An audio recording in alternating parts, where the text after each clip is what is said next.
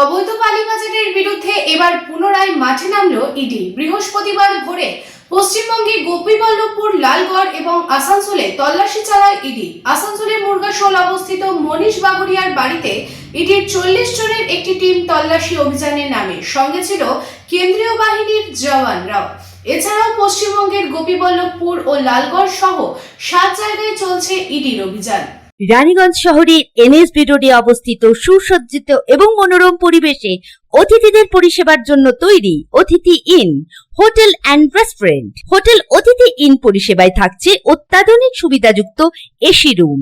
অতিথি ইনে পকেট ফ্রেন্ডলিতে আপনি পাবেন single and double bedroom. Festival সিজনে থাকছে স্পেশাল ডিসকাউন্ট। তাই উৎসবে অনুষ্ঠানের যে কোনো দিন পাশেই পাবেন হোটেল অতিথি in, metro plaza, NSB road, Raniganj, Muthoot finance building.